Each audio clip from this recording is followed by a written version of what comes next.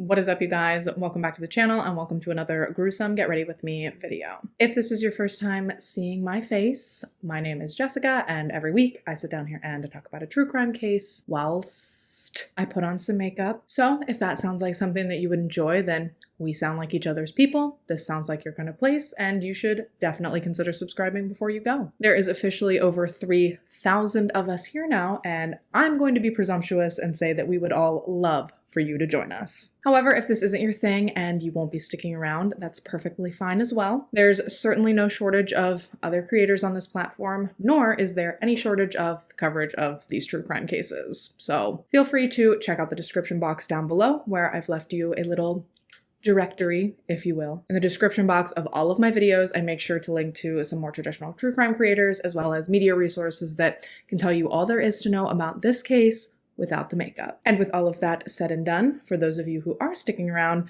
let's go ahead and get into today's case. All right, friends, so today we are headed to the Great White North. Oh, Canada. Specifically, we're headed to Oshawa, which is a moderately sized city located in southern Ontario. It sits on 56 square miles of land, and it is located about 37 miles east of downtown Toronto. Man, I just took a big old America all over that, didn't I? Let me try that again. It sits on 145 square kilometers of land, roughly 60 kilometers east of downtown Toronto. Canada. It hosts a population of just under 200,000 people, with one source I found dubbing it, quote, a destination for families in search of culturally rich neighborhoods with access to beautiful green spaces, world-class education, strong employment growth, and a vibrant downtown. Summing up their glowing review by stating that great things await you when you come to the city of Oshawa. Not in today's story. Today, we're going to be discussing the case of Adam Strong, which, in keeping with my theme of only requested cases for the next few weeks, this one was kindly requested by Mackenzie. Even though I low-key kind of think that she might have requested this one because she doesn't like me, because it's real messed up. But either way, if everyone could please join me in thanking Mackenzie for requesting this one, and for the nightmares. Okay, so Mr. Adam Strong. Adam.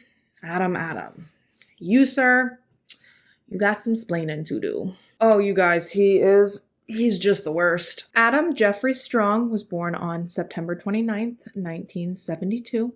And although I can't tell you a lot about his backstory, I can tell you that he has openly claimed that while he was growing up, his parents were cold and neglectful. He stated that they weren't really, mentally present for him when he was growing up. They weren't warm or loving to him, and most of the time, they weren't even around, according to Adam. Rather, he claims that a majority of the time, he was left with babysitter after babysitter after babysitter. So right off the bat, we know that emotional neglect and feeling unwanted by one's parents can, in and of itself, be quite damaging to a child. But couple that with allegations Adam has raised against one of his former babysitters, claiming that she sexually abused him when he was just 4 years old. Well, let's just say that he was not set off on a good trajectory. Obviously, if this really did happen, it introduced him to sex way too early. And as a result, this led to him having and exploring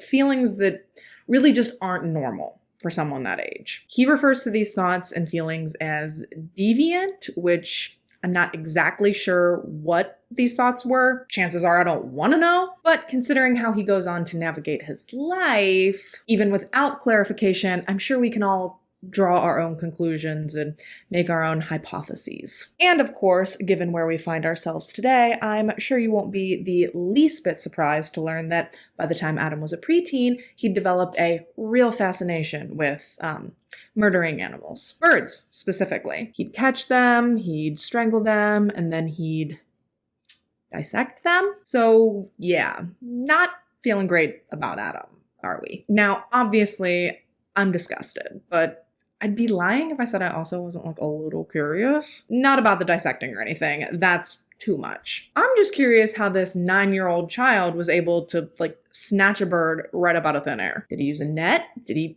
barehand them? Did he build a trap? Look, I'm not trying to replicate this or anything. I have questions. But at any rate, as Adam grew up, he would forego his budding ornithology career, and instead he would work a few different, very typical first job type entry-level positions. Restaurants, gas stations, coffee shops, things like that. And it's my understanding that he hopped around from job to job like this pretty much throughout most of his life. Although he did end up adding onto his resume at one point when he accepted a job working as a security guard on a local film set. Is he not just such a serial killer cliche with the animals and the security job? It's very unoriginal. So to the best of my knowledge, Adam lived in Oshawa all of his life. However, he did have a habit of bouncing around from residence to residence quite frequently, just ping-ponging around from apartment to apartment. And y'all, trust and believe when I say that ain't no way this man collected a single security deposit on his way out. He was an absolute slob. You seen hoarders? Adam was right on par with those people. He didn't clean his space. He didn't take his trash out. Nothing like that. Instead, he just let his apartments get so deplorably disgusting that the stench from inside would eventually actually permeate out into the halls, which is that is so completely repulsive. I cannot. If you want to live in your own filth, my guy, do yo thing. But the second it starts affecting the entire building's worth of people you live with, that is a serious problem. And some people say that Adam was messy because,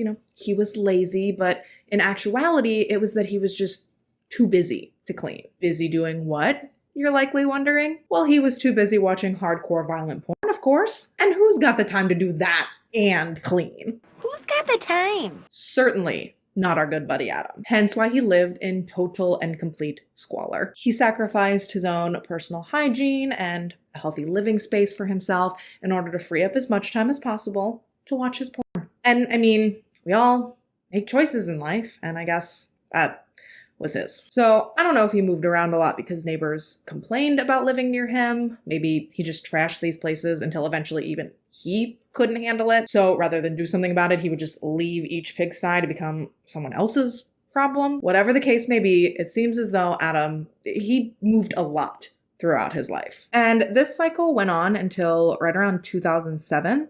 And that is when Adam moved into his final space, which was the basement apartment of a little house located at 19 McMillan Street in central Oshawa. Originally, the home was built for a single family. However, it was eventually split into separate upstairs and downstairs apartments and then rented out to separate tenants by the owner. And this house that has now been deemed a house of horrors will serve as the main setting for most of the just abhorrent crimes that we're going to be going over today, which, speaking of these crimes, as we get into discussing what Adam did, unavoidably, we're going to have to learn in more detail than I'm sure anyone would really like to, all about some of Adam's sexual kinks. So in an effort not to offend anyone, I do want to preface all this by saying that I have absolutely zero issues with the idea of BDSM, and I certainly don't have any issues with the BDSM community as a whole. That said, though,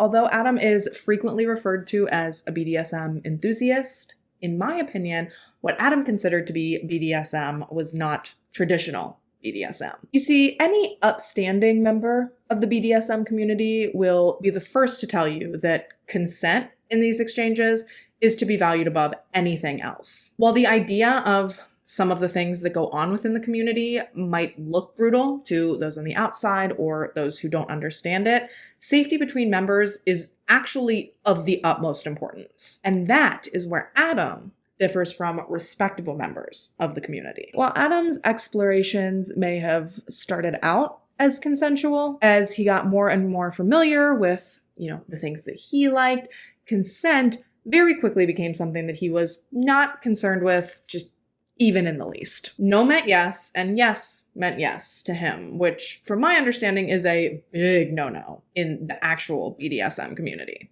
How many times do you think I can say BDSM before this video gets demonetized? Not that that matters, I want to make it clear that yes, I'm going to be discussing Adam and his kinks with very obvious disgust in my voice. But I want it to be abundantly clear that my disgust is directed solely at Adam and is in no way, shape, or form directed at the BDSM community as a whole. I'm not here to yuck anyone's yum. If it is enthusiastically consensual and it's safe between two legal adults, go get your freak on. Who am I to judge? That courtesy, though, stops at Adam, because disgusting. Because this man be at home stewing in his own filth, watching horrifying, just stomach-churningly violent pornos and snuff films, and then he's going out and trying to pick up women whom he could unsuspectingly try to emulate these horrible things on. And look, I'd be lying if I said that there weren't some types of porns that I don't think need to exist, like these hyper-violent, like murder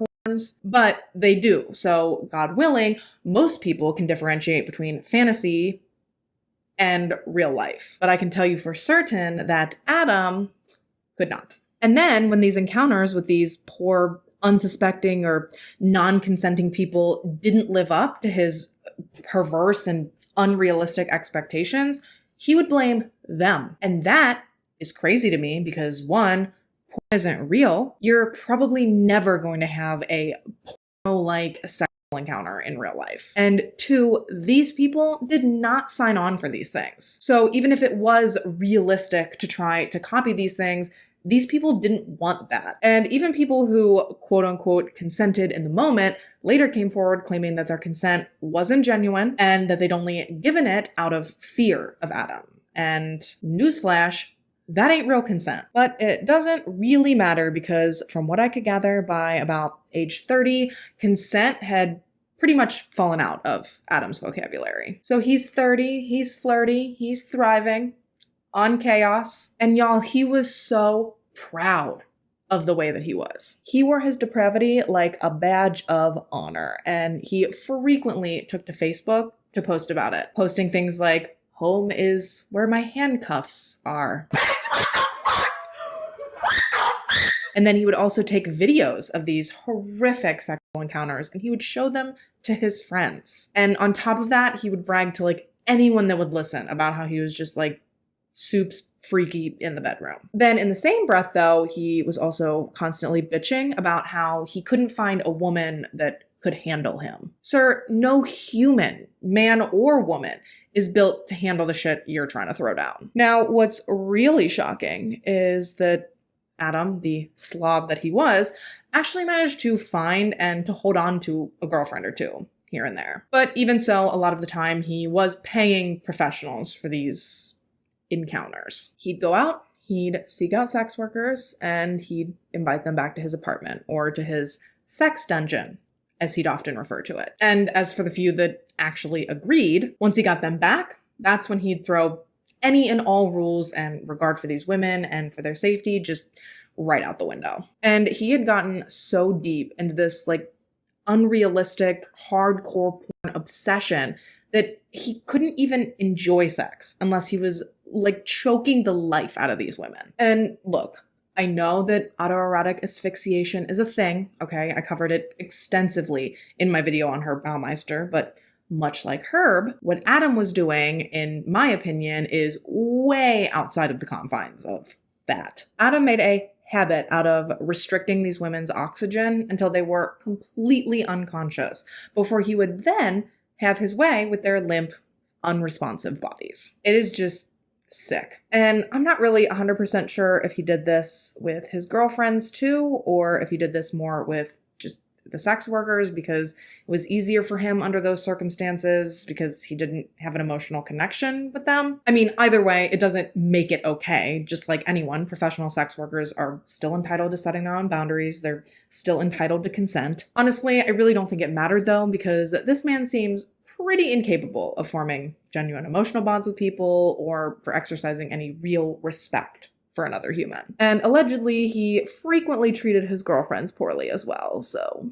One in particular claimed he was controlling, he was violent, in and out of the bedroom, even alleging that he would choke her randomly for absolutely no reason. And I do not know what it is with this man and choking people and things, because if you'll remember, that was his preferred method of murdering the birds that he caught while he was a kid. And now, obviously, he's obsessed with strangling his partners and the victims that he's bringing back to his sex dungeon. Like, this man simply cannot keep his giant, crusty meat paws to himself. And on top of all of that, what is truly sad and disturbing is that, like most evil people, Adam seemed to have a gift for picking out vulnerable women. It was as if he could sniff out a woman who was down on her luck and was more likely to put herself in a dangerous situation just to get by. But bear in mind that he was so incredibly creepy that even a majority of those women would turn him down. Bro got crazy written all over his face. So that, combined with the fact that he smelled like rotting garbage from living in his own filth for years, well, even the most vulnerable and desperate for money women sometimes were like, it's a no for me, dog. And you know what? Good for those women. Trust your gut. Trust your instincts. We have them for a reason. So I applaud every woman that turned down this freak show. I will tell you, though, that he thought very differently of the women that turned him down. Adam would get enraged when women would reject him, and that was often the catalyst that would lead him to take to Facebook to air his grievances. Those would be the instances that he would go and he would complain publicly about how women could not handle him. Because, it's always our fault as the women. It's the women's fault for not wanting to follow him back to his sex dungeon. And yes, he absolutely invited women back to his apartment like that on more than one occasion. I can't imagine why they turned him down. It's like this man was a walking, talking, garbage smelling, meat sweat having human embodiment of a red flag. But unfortunately, even though he was 50 shades of gross, no matter how many women he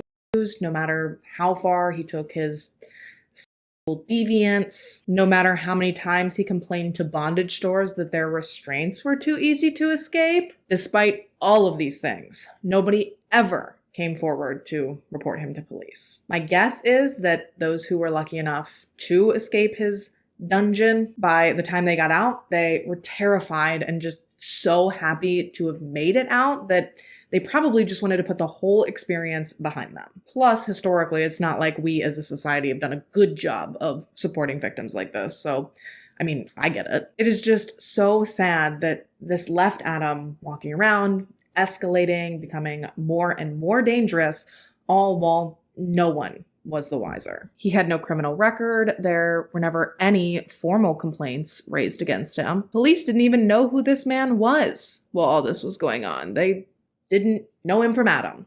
That expression doesn't really work the same when the person's actual name is Adam, does it? Frustratingly, though, by the time police did have their eyes on Adam, it was too late. By then, irreversible damage had already been done. And that, my friends, brings us to December 24th, 2017, the day Adam's new neighbors moved in. You see, prior to that Christmas Eve, the upstairs apartment of 19 McMillan had actually been vacant, but that all changed when a young couple named the Woods moved in upstairs. And if you're wondering, who the fuck moves that close to Christmas? Me, bitch. Actually, I didn't move close to Christmas. I moved on Christmas. Christmas Day, 2016. Now, luckily, I didn't move into a nightmare house like these poor people ended up in.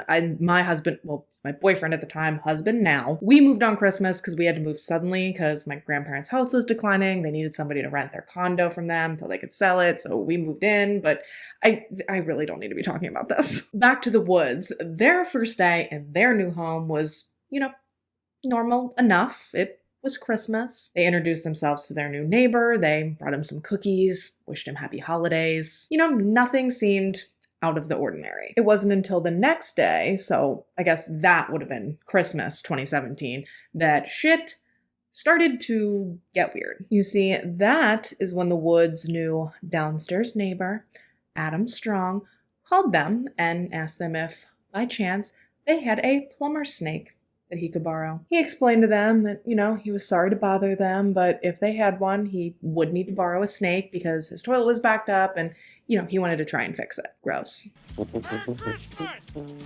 Dinner was full! And because, assumably, none of us want to think about anyone else's plumbing problems, chances are the Wood family loaned him the snake, and then they didn't think much more of it from there. That is, until a few days later, when Adam's plumbing problems all of a sudden started to become their plumbing problems. It started when they noticed that, the bathtub was a little hard to get to drain, which, annoying, but no big deal. But then that parlayed itself to this, nauseating, horrid stench that started wafting out of their drains. And that is when they naturally were kind of like, I wonder if that guy downstairs is also still having issues. Is this a comprehensive property problem, or is this just an us problem? What's the sitch? So they go downstairs, they knock on Adam's door, and they're like, hey neighbor, how's your toilet? And Adam tells them, even though he tried to snake the drain, he was still having some issues, obviously. And then, those issues had gotten worse when he tried to clear the clog with an inflated condom, and then the condom got stuck, or it got lost in the pipe or something. I don't know, but he was saying that was what he believed was now causing all of their combined issues. To which David Wood is like, okay, well that's super gross, so I'm gonna go call a plumber. Which, weirdly, the mention of, visibly upset Adam. He didn't get mad, it didn't, upset him, but he was clearly made uncomfortable by the notion. Squirrely, if you will. It was very obvious that he did not want professionals involved, and he actually asked the Woods if they wouldn't mind to please give him just a little more time to try and fix it himself. And begrudgingly, they did agree to give him a little more time before they called a plumber. And I'll tell you what, they're better people than me, because remember, this isn't just a run-of-the-mill leaky faucet or running toilet. No. This is an unimaginably foul odor seeping out of their drains and permeating throughout their entire home. And that smell, they believe, is coming from their neighbor's toilet. Imagine moving in somewhere and this is your first 72 hours. Yikes. But like I said, they're better than me. That, or they really just didn't want to deal with this man, so they kind of just surrendered and agreed to let him try and fix whatever the issue was. But ultimately, these issues, by December 29th, just became far too much for the Woods to voluntarily live with any longer. So they broke down, they circumvented Adam, just dodged right around him, and they took control, and they themselves called and hired a plumber. So the plumber comes, he starts upstairs in their apartment, and he quickly sees exactly what they're talking about. But he just can't seem to find the root of the issue within any of their sections of plumbing. So deductive reasoning would lead you to believe that the issue is likely coming from the beefy, toilet clogging, condom flushing garbage gremlin downstairs. So the plumber heads down to Adam's apartment, and Adam answers the door, and he is immediately noticeably uncomfortable that the plumber's there. And these nerves never seem to ease. Throughout the whole time the plumbers are working on his toilet, he paces back and forth behind them. He's looking over their shoulder, asking just a bunch of questions. He could not have been more obvious that he did not want them there. As if they want to be in his rank-ass apartment any more than he wants them there. And I mean, they're plumbers. They're used to rank. But even in Adam's apartment, they were probably like, let's snake this drain and get the hell out of here. Little did they know, though, that, oh man, they were in for it. But before that, we have to go back a little to when Adam shows them to the bathroom. He already had the toilet removed before they even got there, because remember, he's been trying to fix this whole situation all by himself, and that just wasn't working. So the plumber set up, they start snaking the drain, and that is where they would be and what they would be doing for the next, I think 4 hours. And when I first heard that, I was like, what the fuck? 4 hours? But then I looked into it, and apparently it's actually not so far out of the question for serious clogs to take that long to clear out. So props to plumbers, because that sounds terrible. And you know what? Special kudos to these plumbers in particular, because they were about to be traumatized. And I say that because as they were snaking this nasty guy's nasty toilet, eventually they began pulling out, in addition to the average nasty gunk that you'd expect to come out when you're clearing a clogged drain, they start pulling out pounds and pounds of this putrid, fleshy, meaty substance. And they have never seen anything like this before. So they're looking at each other like, are you seeing this shit? It was definitely off-putting and frankly a little disturbing and alarming right off the bat. And then they started pulling out pieces that looked like they had hair on them. And that is when the plumbers were like, yeah, I think we should get a second opinion. So they excuse themselves, they sneak out of the apartment. After, they not only snap a couple of pictures of the stuff, but they also smuggle out plastic grocery bags full of it. And then once they're out, they call their boss, they explain the situation, and they send him some of the photos, and they ask him like, hey, the fuck are we supposed to do here? Because yeah, they're plumbers, they're seasoned plumbers, but even for them, this was just a whole new experience. And after seeing the photos and talking to his guys, the main plumber, head plumber, the guy's boss, he advises them not to go back into the house, not to complete the job, and instead to get somewhere safe and to call the police. Because Adam saw them pull this stuff out of the pipes. I mean, how could he not when he was rubbernecking over their shoulders the whole time they were there? But he was watching them pull this stuff out. He was making comments, even going so far as to say that it was like super gross. Like they pulled some out and Adam was like, oh, that is vile. Yeah, my guy, and it's also a far cry from the condom you told us was blocking the pipes, so what up? And they don't know if them sneaking off, like, tipped him off. They don't know if he's dangerous. They don't know if now he feels like he's, like, backed into a corner. There were just a lot of elements here that made it seem like going back into the apartment was, not the best idea. So instead, they made up some sort of excuse as to why they couldn't finish the job right then. They packed up their stuff and they hightailed it the fuck out of there. They drove just far enough away that they felt like they were safe, like they were far enough away from Adam, and then they called the police. And oh my God, if this phone call is not the most adorably Canadian thing I have ever heard in my life. I mean, obviously the context is horrific, but when the dispatcher answers, the plumber, who we know is going through something super traumatic, bless him, he still makes a point to ask her how she is. It is so wholesome and so polite, and it's so Canadian, and we need to protect that man at all costs. Anyways, from there, it goes straight back to being completely disturbing. The plumber relays the situation to the dispatcher, and then he asks her to send police assistance. And you can even hear in the dispatcher's voice that she is in complete disbelief at what they're saying. And to be fair, it's an unbelievable situation, but you just really can hear how gobsmacked everyone is by the events unfolding before them. So the dispatcher, bleep, blop, boop, she dispatches police. The cops head out that way. They meet up with the plumbers right around 8 p.m., I believe. They powwow for a bit. The plumbers tell the cops the situation. They show them the bags of material. And pretty much right away, the cops are like, yeah, that looks like human flesh. And, I think the plumbers were kind of worried that was going to be the outcome, but can you imagine having it confirmed to you that you just pulled out bits of a person from a toilet? They're like,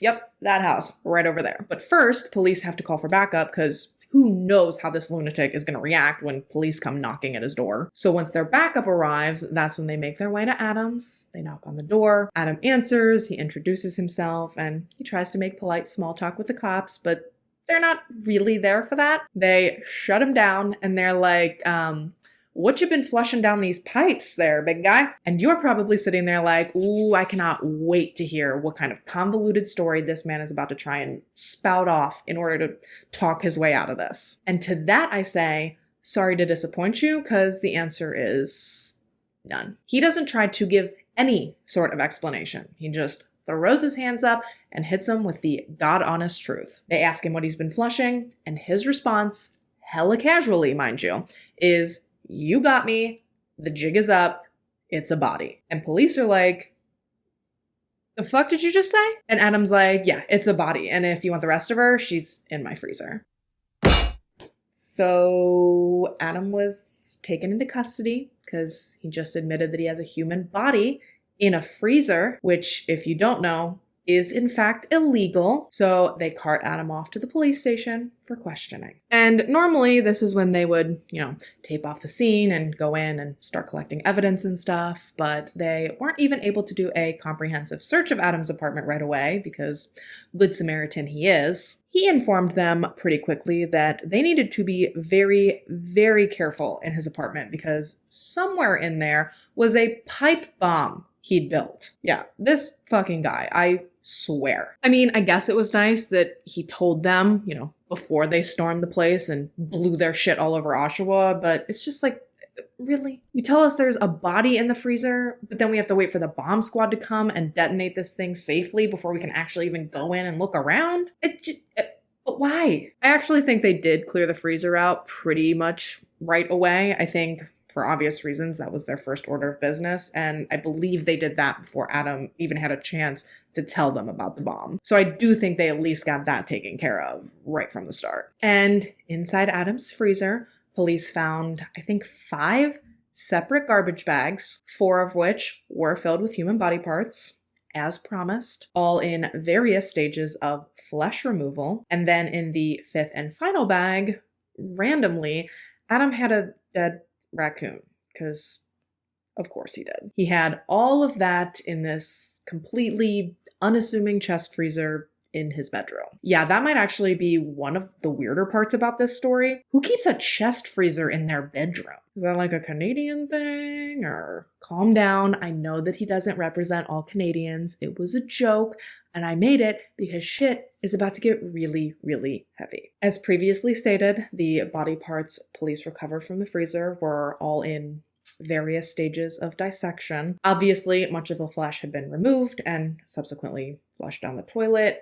It was an incredibly grisly scene. However, when they recovered the bag with the victim's head in it, they quickly saw that that was the only body part that still had its skin and everything intact. And they were actually able to tell more than you might think just from the findings of that particular bag. The head very clearly belonged to a young woman. She was Caucasian. She appeared to be in her late teens or early 20s, and she had a tattoo behind one of her ears. And although normally an identification like this would take some time, you have to send DNA to a lab and you have to wait for the results. And yes, they would have to do that for the official identification, sure. But even before that, one cop knew right away who this young girl was based simply on that tattoo. You see, that tattoo had actually been reported as an identifying marker on a young woman who'd gone missing in the area back in August. So almost 4 months before all of this was playing out. And that young woman was 18-year-old Rory Hachey. But before we get into that, I'm going to take my break,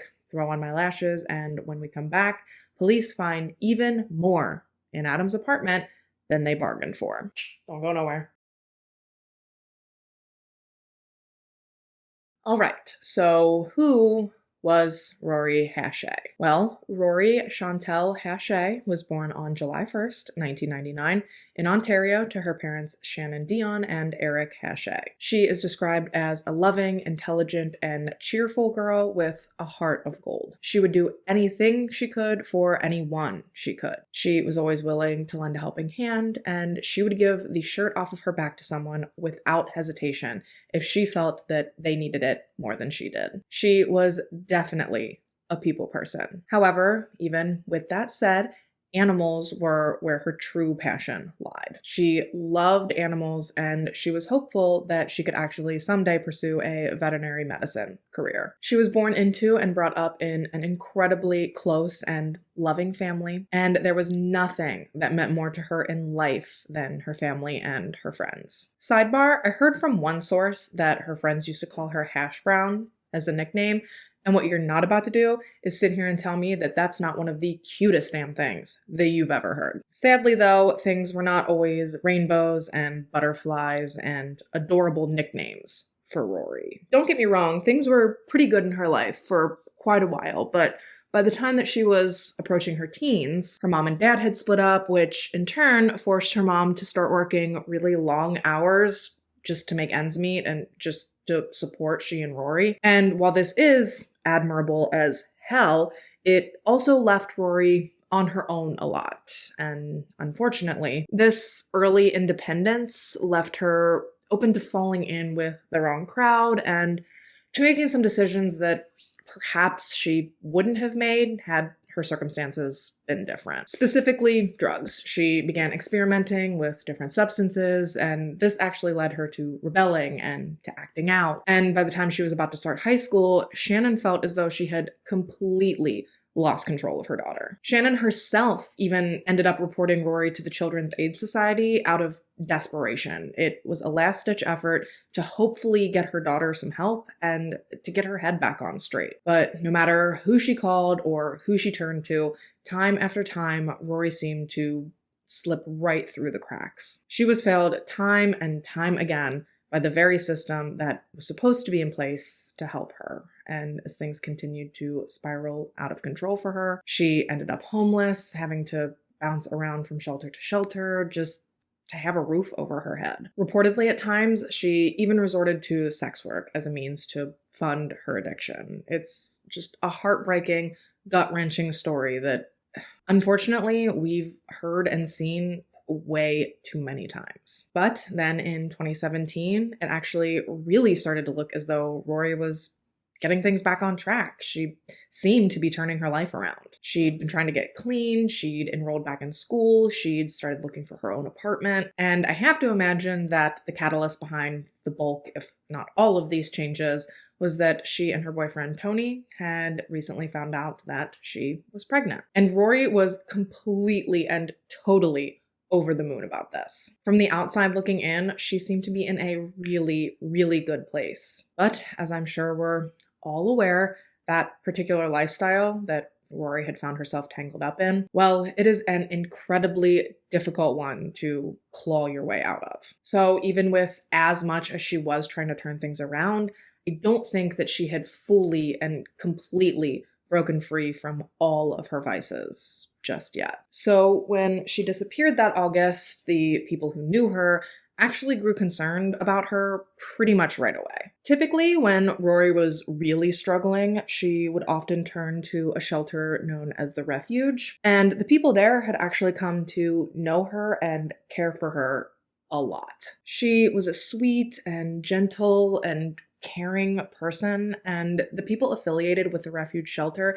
genuinely wanted the best for her. In fact, they were the ones who initially realized that Rory was missing, and they took it upon themselves to contact her family when they couldn't track her down. And after her family spoke with them, that is when she was formally reported missing. And once that formal report was put through, a few last sightings of her were reported to police from the days leading up to her disappearance. I think the most notable of these sightings was that Rory was actually captured on CCTV footage getting off of an elevator at Oshawa's Lake Ridge Health Hospital on August 29th. I've seen it reported that she was there to fill a prescription, but I guess that she actually ended up leaving before she spoke in depth with anyone or got her prescription filled. And then another supposed sighting of her before her disappearance was someone who claimed that they saw her in Memorial Park. However, that sighting obviously can't be confirmed via CCTV the way that the sighting at the hospital can. And sadly, beyond that, Rory's whereabouts and the status of her well-being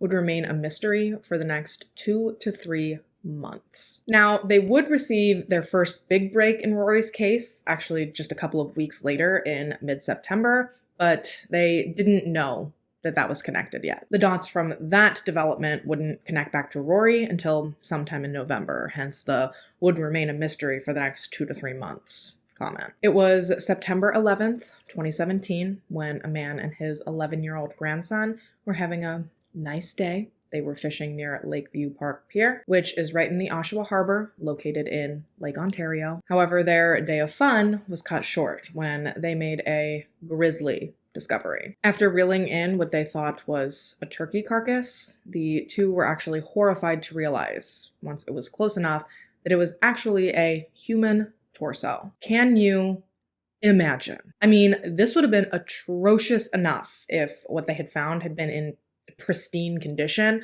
but what's even more unspeakable was the fact that this woman's torso had clearly been desecrated on top of being dismembered. It was mangled, it was split down the middle, the internal organs had been removed.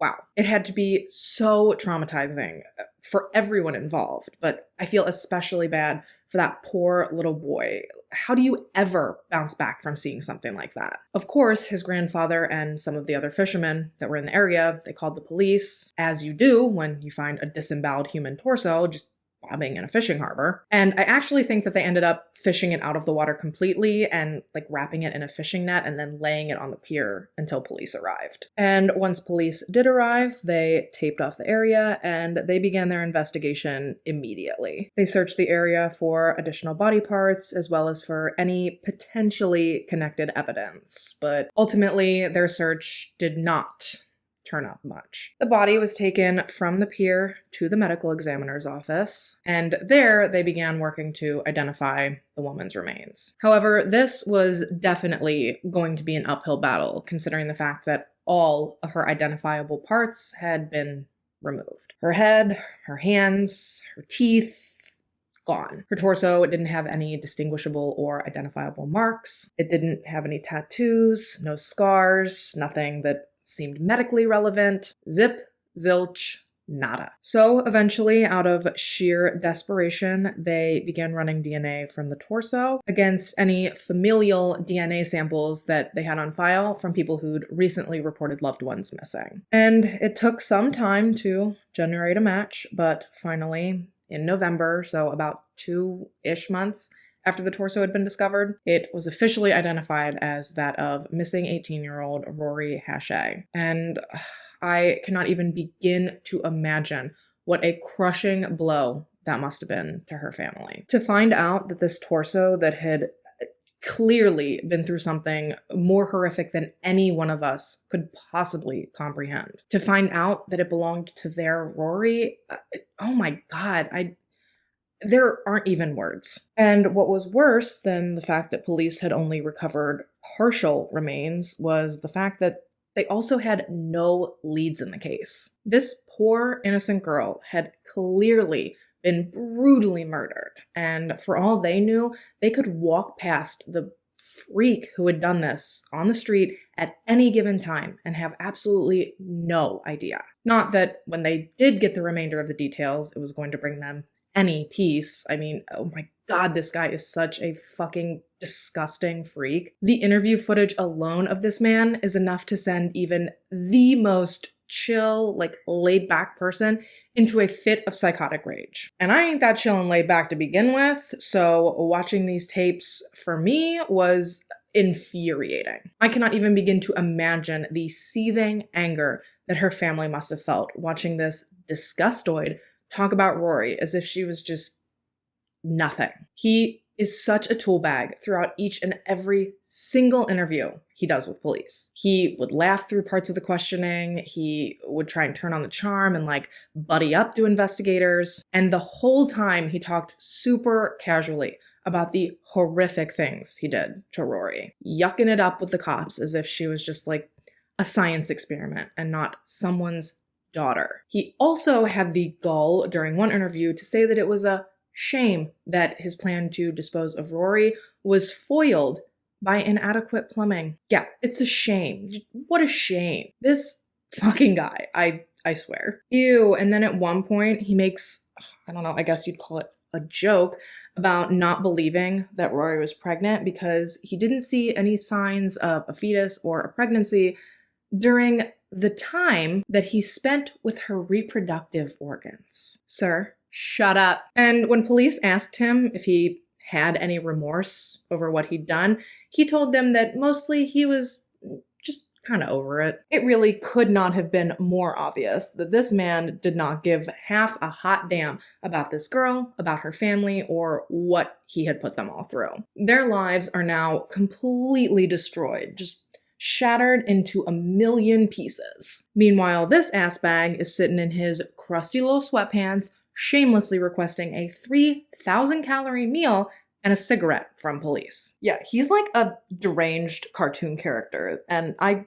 simply cannot understand how he's real, but Unfortunately, he is. As was his trash heap of an apartment, which, after his cute little pipe bomb had been neutralized, police were finally able to enter and comprehensively search through, which was no easy task. Homeboy didn't even have a legit bed, just sleeping on hella stacked up, deflated air mattresses right next to his chest freezer full of body parts. This is an actual story. It is so unbelievably disgusting and vile, from Adam himself to each and every piece of evidence that police pulled out of the hellhole that he lived in. We're talking multiple bloodstained knives, sex toys, BDSM contraptions. They also found samples of Rory's blood all over the apartment. It was on the walls, on the ceilings, throughout the stairwells. If it hadn't been before, it was certainly obvious now that Rory had been killed in that apartment, which I think pretty much everyone was expecting.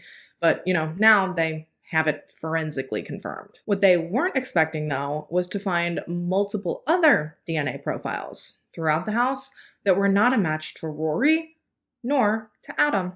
Oh, yeah. Now, some of the profiles have since been matched to exes of Adam's or to people that have been confirmed to still be alive, but some of the profiles to this day remain unidentified, which is spooky. And then finally, one of the profiles, which had been found in the form of blood and tissue in the freezer and on the blade of this weird little specialty hunting knife, that was determined to match that of 19-year-old Candace Fitzpatrick. Candace Olga Fitzpatrick was born on February 3rd, 1989, to Vicky Ladipaulo and Bill Fitzpatrick. She was one of the couple's at least 2 daughters. I know for sure that she had one younger sister named Oksana. And from there, I don't know much else, but I could gather that it seemed like she lived a very similar life to Rory. She was brought up in a perfectly loving household with a happy family, and she was a really good kid, on the right track, right up until high school when one of her peers introduced her to meth. And from there, as expected, she was on a slippery slope. Much like Rory, she found herself in and out of shelters throughout numerous bouts of homelessness, and she too even reportedly was forced to turn to selling herself as a way to keep herself afloat. And it was really hard for her family to watch her struggle like this. They loved her so much, but due to her lifestyle, it wasn't out of the norm to not hear from her or to not see her for pretty decent chunks of time. So when she went missing in 2008, sadly at first, it did kind of go unnoticed. A formal missing persons report actually wasn't even filed until 2010. However, Candace's father, Bill, does assert that throughout 2008 and 2009, he made multiple attempts to report his daughter missing. He says he tried to talk to police about Candace, but that because of her age and her lifestyle, he was told that there was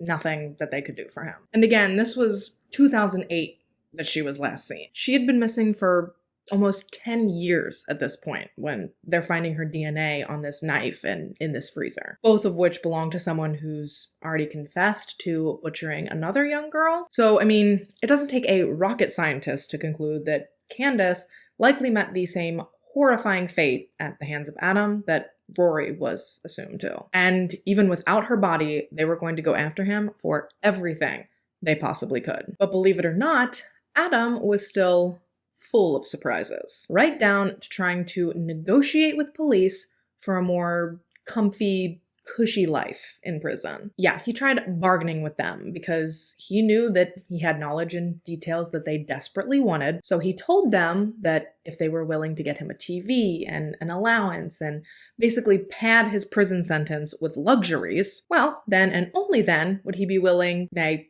happy, more than happy, to tell them anything they needed to know. Luckily, police vehemently refused to entertain the idea of this deal, which is exactly what Adam's attorney warned him would happen, but you miss 100% of the shots you don't take, I guess, so.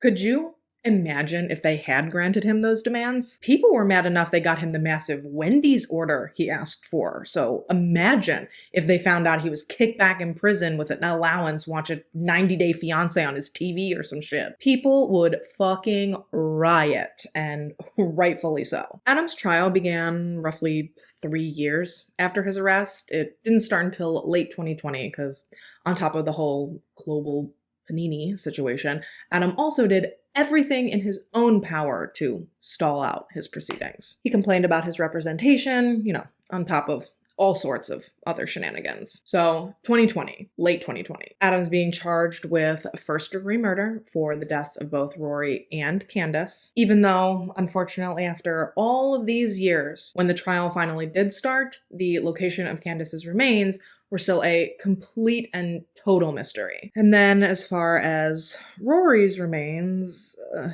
they were not in a good state by the time her autopsy was performed. They had been frozen and then defrosted and refrozen multiple times in order for Adam to dismember her. So while the medical examiner was able to determine a couple of things, they were able to determine that she had suffered multiple blunt force injuries as well as multiple post-mortem skull fractures. And they were also able to pull Adam's DNA from inside of her body. But beyond that, no definitive cause of death was able to be declared. The assumption, though, regarding what had happened to each girl more or less was the same. It was theorized that Adam had lured them to his apartment, likely under the guise of sex for money. Actually, with Rory in particular, it was proven via CCTV footage that she had been to Adam's apartment on multiple occasions prior to her murder. But obviously, the final time that she entered, she never came back out. The prosecution and investigators theorized that Adam had killed her with a hammer that they'd found in his apartment that they discovered her DNA on. They figured that he bludgeoned her,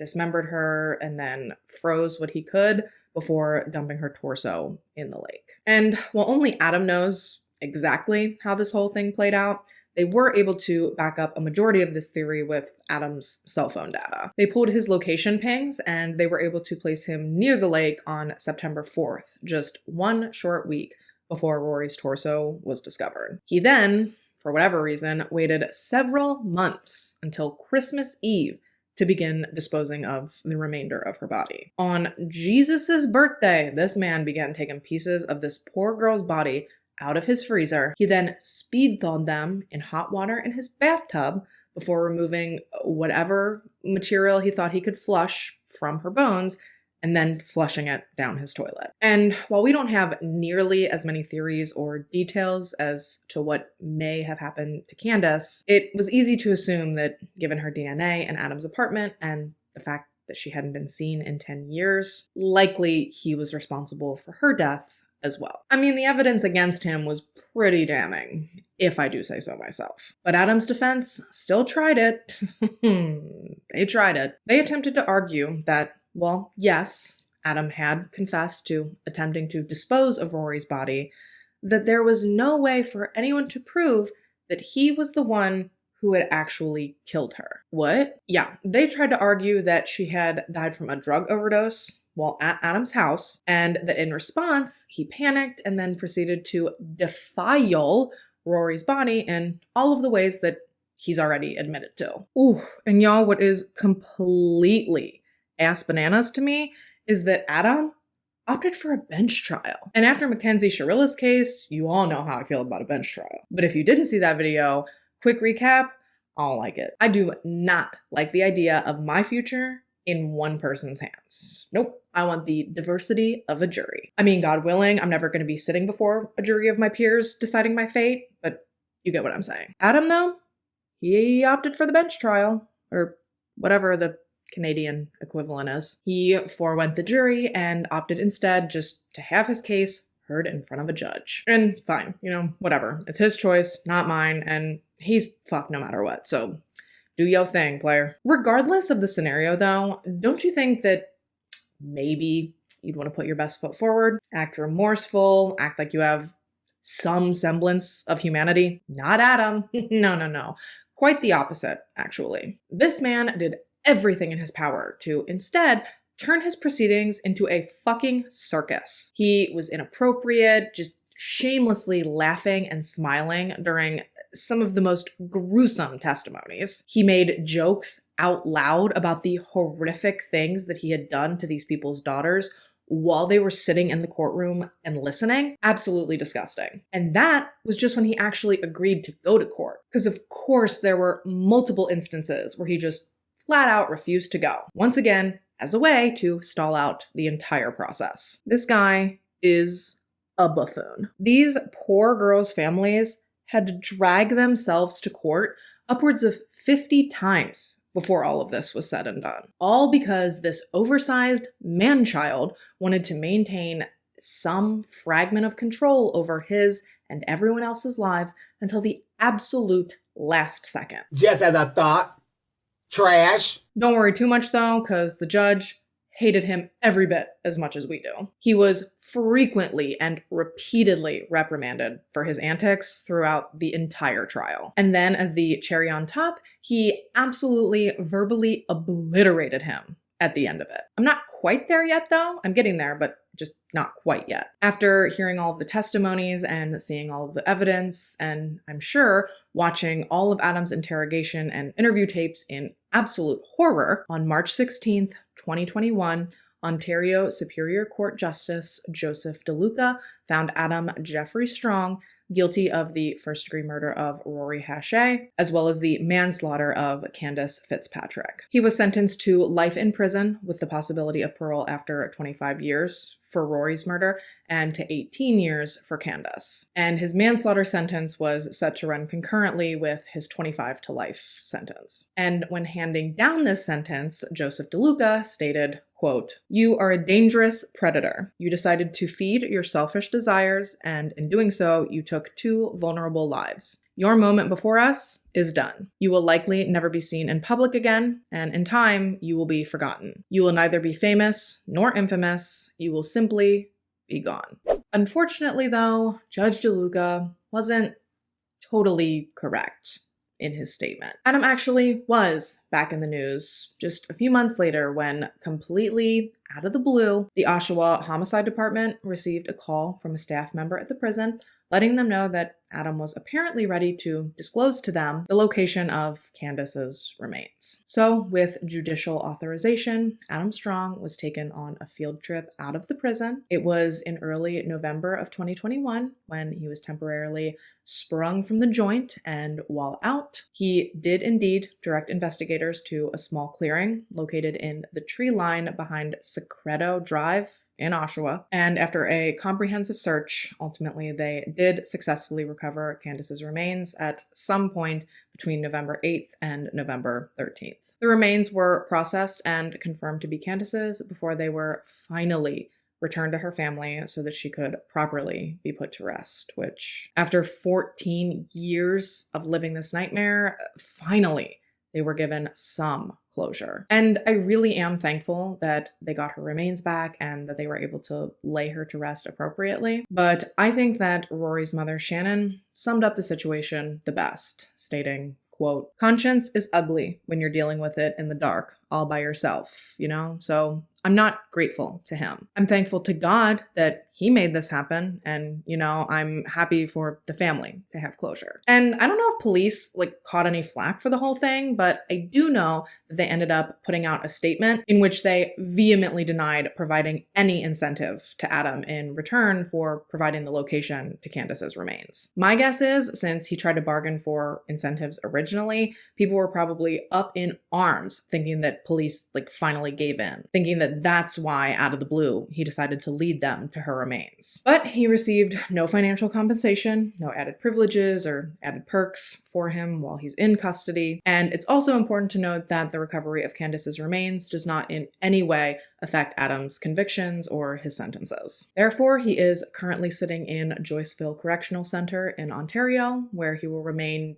probably for the rest of his life, but for sure until at least, I believe, 2042. And he actually has to be kept in a protected area of the prison because I mean, obviously he is like the worst of the worst of the worst. I think it's common knowledge that there's definitely like a hierarchy in prison as far as crimes go, and Adam and his sex crimes against innocent young girls, yeah, those are not looked on fondly. Not to mention that Rory's family is closely affiliated with 2 separate biker gangs, meaning that there are likely more than a few people in prison that would love the chance to stick a sharpened toothbrush into Adam's fat, stupid neck. And I mean, I'm not a violent person, and I certainly don't condone that, but if it did happen, I probably wouldn't lose any sleep over it. Anyways, with that, you guys, we are about wrapped for today. Let me know your thoughts on this case in the comments down below. As always, I thank you so much for taking the time to watch this video and to listen to this story. And of course, another big thank you goes out to Mackenzie for requesting this one, even though it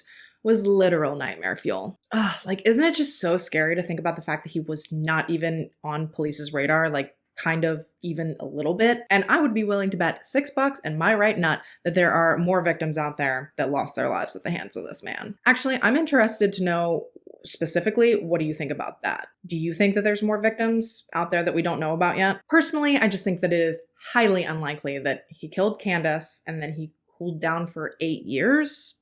Sorry, I don't believe that for a second. I think there's other victims out there and that he just happened to get away with his debauchery enough times that he got, I don't know, cocky or lazy. Whatever it was, he ended up fucking up when he tried to flush Rory, and that's when everything unraveled. What a shame, am I right? Plus, he compared himself to serial killers so many times in his interviews that it's obvious that he so badly wants to be thought of in the same regard as like Bundy and Dahmer and BTK. You know, all those other infamous freaks. And that is an aspiration I'll simply never understand. Ugh. And if you watch his interview footage, he is so obnoxious. The way that he like taunts police, saying things like, "Oh, I'm surprised that's all you found." Like he's almost disappointed that they didn't find more. So unfortunately, given his desperation to make a name for himself, I would not be surprised if he rears his ugly head again someday. Whether he volunteers information of more victims or more victims are somehow discovered through other avenues, sadly, I just don't know that I'm confident that we've heard the last of Adam Strong. I am confident, though, that the next time one of my neighbors hires a plumber, I'll be peeking through the blinds, making sure everything look all right. Anyways, if you have a case or a topic you'd like to see me cover, please fill out the request submission form that I've linked in the description box, which is also where you'll find all of the links and information for this stuff. If you haven't already and you'd like to, go ahead and subscribe to my channel. I post almost every week. I post for 4 consecutive weeks, and then I take a scheduled skip week. But if you turn on your post notifications, you'll always be notified when I do post, and you'll always be sure to catch me back here in my next one. But until then, stay safe and have a good week. Bye, guys. BDSM. Why can I not? What? And what the fuck am I saying? Garlage. What?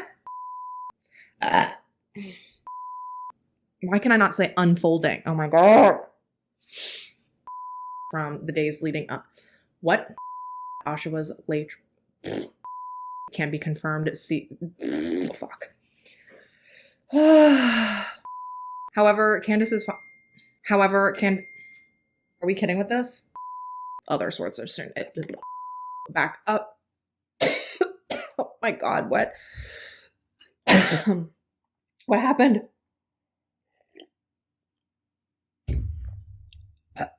Oh my god. It's like the rain when she starts pulling that like file folder closure out of her throat.